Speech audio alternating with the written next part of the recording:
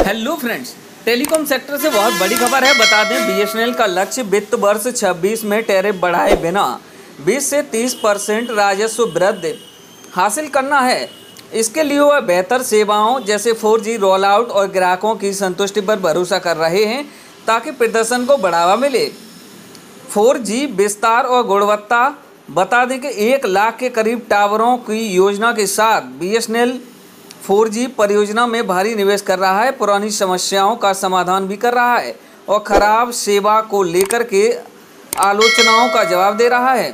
मंत्री ARPU और उपयोगकर्ता वृद्धि पर जोर दे रहे हैं। सरकारी अधिकारी बेहतर ARPU और मोबाइल उद्यम वृद्धि की मांग कर रहे हैं। उत्तर और प्रतिद्वंदियों द्वारा कीमतें बढ़ाने के कारण बीएसएनएल की अल्पकालिक मुनाफे की तुलना में सार्वजनिक भूमिका पर जोर दे रहे हैं। भारतीय सार्वजनिक क्षेत्र की विमानन कंपनी भारत संचार निगम लिमिटेड यानी बीएसएनएल चालू वित्त वर्ष में राजस्व में 20 से 30% की वृद्धि का लक्ष्य लेकर चल रही, जो मुख्य रूप से बेहतर सेवा गुणवत्ता व्यापक ग्राहक आधार के कारण संभव हो पाया है। स्थानीय प्रेस ने केंद्रीय संचार राज्य मंत्री चंद्रशेखर पेम्मासानी के हवाले से बताया।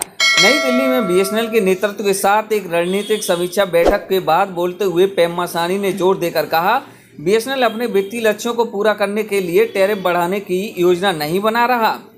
इसके बजाय सरकारी दूरसंचार कंपनी 4G सेवाओं की बड़ी पैमाने पर तैनाती और अपने मौजूदा नेटवर्क बुनियादी ढांचे को मजबूत करने पर ध्यान केंद्रित कर रही है। भारतीय दूरसंचार कंपनी कुल 1 लाख टावर साइट का उपयोग करके 4G सेवाएं तैनात करना चाह रही है।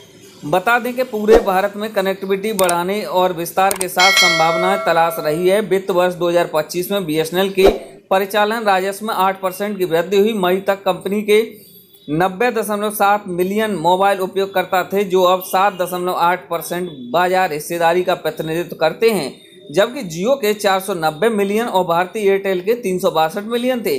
पेम्मासानी ने घरेलू ऑपरेटरों पर एलोन मस्क के स्टारलिंक के संभावित प्रभाव को भी कम करके आंका, यह देखते हुए कि उच्च अग्रिम लागत और समीक्षा सीमितम मतलब है कि अमेरिकी उपग्रह कंपनी 2 मिलियन से अधिक उपयोगकर्ताओं को आकर्षित करने की संभावना नहीं रखती।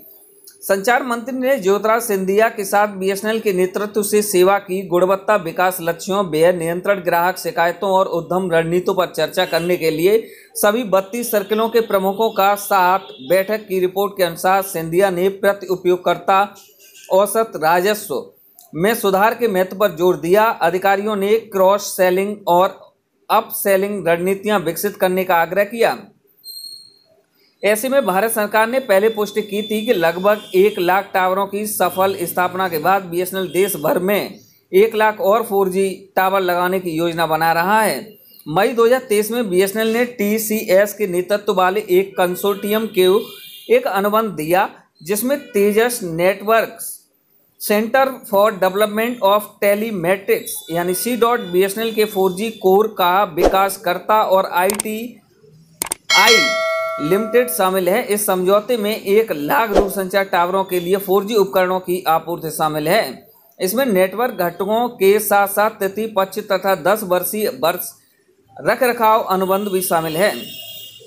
देश के दूरसंचार मंत्री ज्योतिराज सिंधिया के हवाले से हालिया रिपोर्टों के अनुसार कंपनी अपने मौजूदा 4G परियोजनाओं के स्थिरीकरण और पहुंचने के बाद देशव्यापी 5G रोल आउट की तैयारी कर रही। सिंधिया ने पुष्टि की है, बीएसएनएल 5G तकनीक पर तभी स्विच करेगा जब उसका 4G नेटवर्क पूरी तरह से स्थिर हो जाएगा, सेवा गुणवत्ता मानकों को पूरा करेगा। अधिकारी ने कहा है कि एक बार टावर लग जाने और नेटवर्क स्थित हो जाने के बाद जब हम देखेंगे कि QoS मानक के अनुरूप है, तब हम स्विच करना शुरू करेंगे। 4G और 5G पर जाना इतना मुश्किल नहीं है।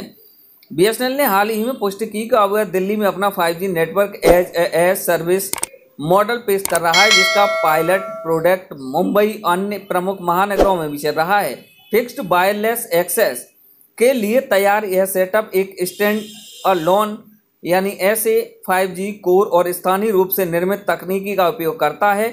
योजना नेटवर्क स्टार सिंह औद्योगिक NOT और अन्य मिशन महत्वपूर्ण सेवाओं जैसी उन्नति सुविधाएं प्रदान करने की हैं। इस पर आपकी क्या राय है? किसी प्रकार का सवाल है कमेंट बॉक्स में दर्ज करें। ऐसी लेटेस्ट खबरों के लिए बने रहें मिस्टर कुंदा यूट्यूब चैनल के साथ में। सब्सक्राइब अवश्य करें। Thanks for watching this video.